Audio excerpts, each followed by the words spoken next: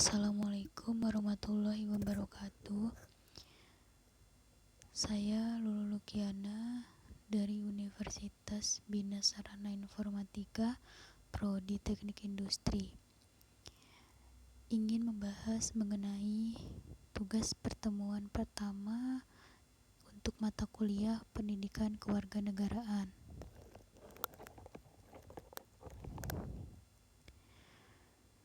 Saya akan membahas mengenai hakikat pendidikan kewarganegaraan. Pertama, saya akan menjelaskan secara historis apa itu pendidikan kewarganegaraan.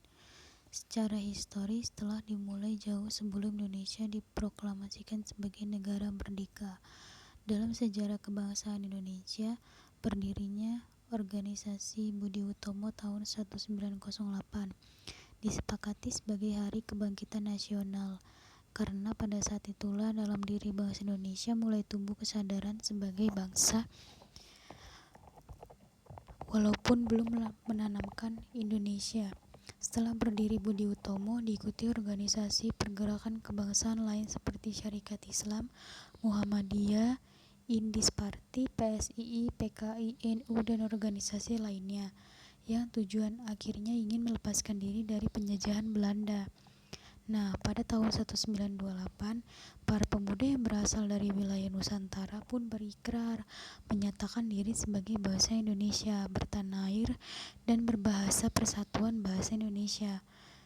Di tahun 1930-an, organisasi kebangsaan baik yang berjuang secara terang-terangan maupun diam-diaman, baik di dalam negeri maupun di luar negeri, tumbuh bagaikan jamur di musim hujan.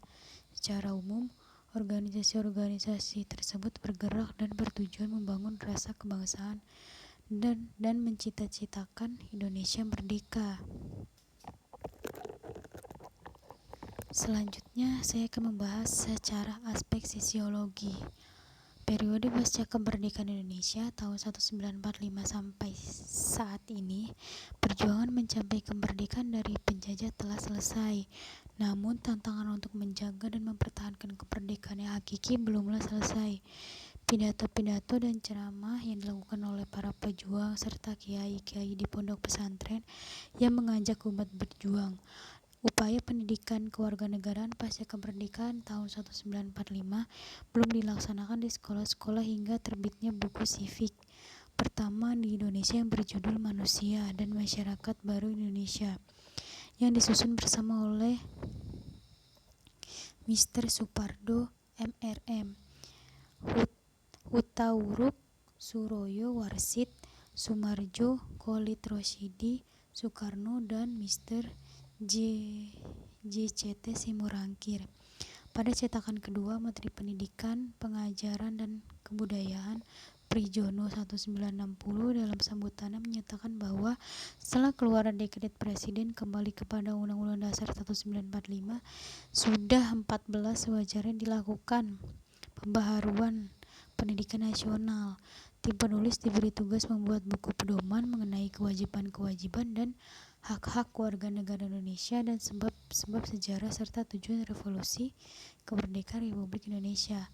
Menurut Prijono, buku Manusia dan Masyarakat Baru Indonesia identik dengan istilah Staatsbürgerkunde dalam bahasa Jerman, Civic dalam bahasa Inggris, serta kewarganegaraan dalam bahasa Indonesia.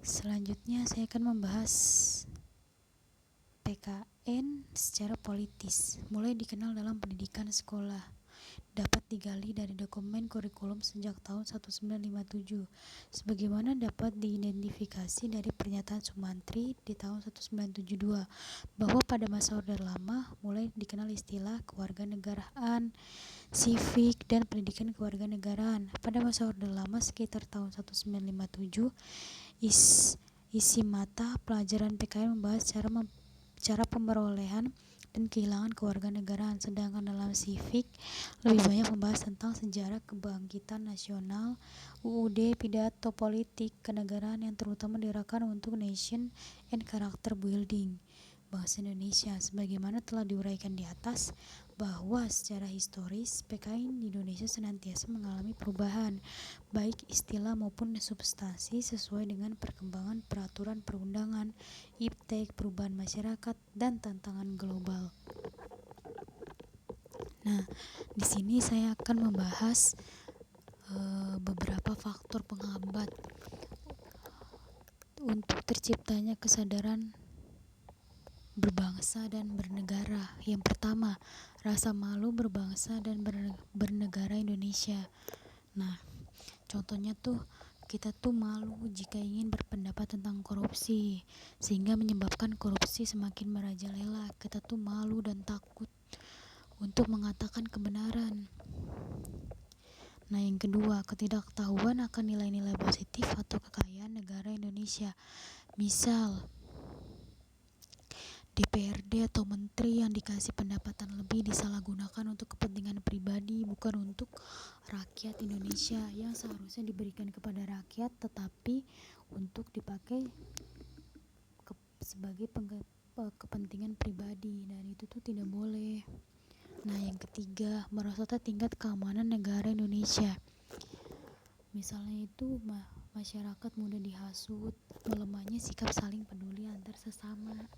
Nah, yang keempat, ketidakkepercayaan kepada pemerintahan.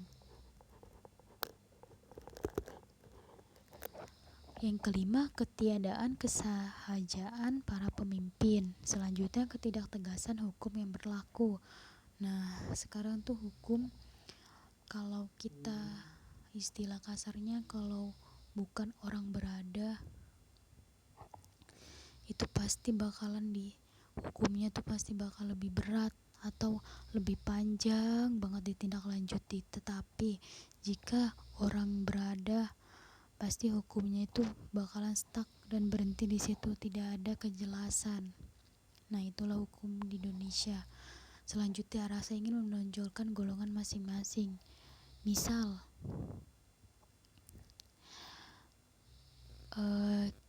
ketika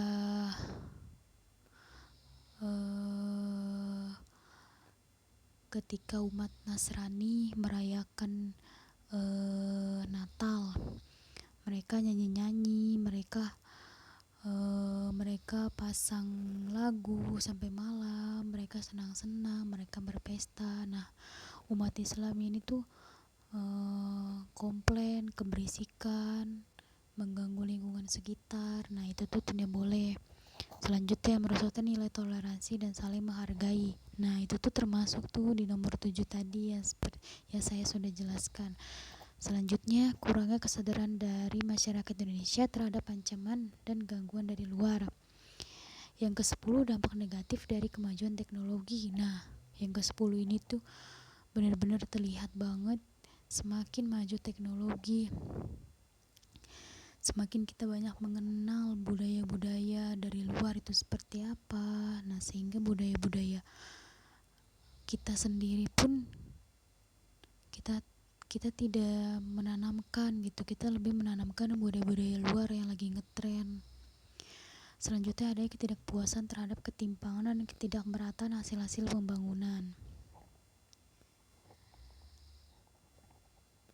Sekian dari saya, kurang lebihnya mohon maaf.